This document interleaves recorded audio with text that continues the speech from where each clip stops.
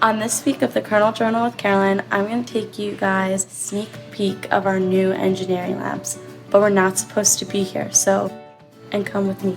We're going to get the exclusive first-hand tour with one of our very own professors. I'm Dr. Baddour from Mechanical Engineering. I'm one of the new assistant professors. One of our new, what we call flex labs.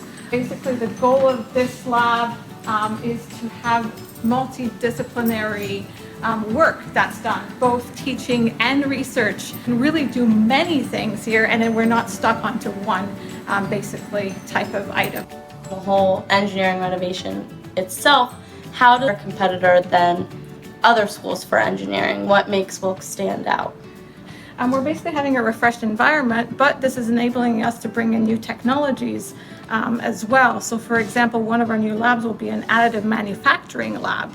And this involves basically 3D printing, which is one of the state-of-the-art techniques in engineering to make parts. Instead of taking multiple steps to make one part, we can three-dimensionally print a single part now at one single time. How will these renovations and these flex labs enhance the learning that students will get here at Wilkes University?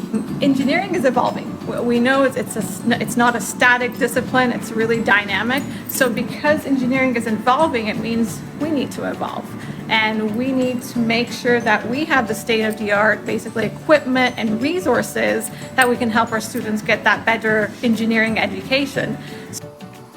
Advice for incoming students and current students in engineering is go for it.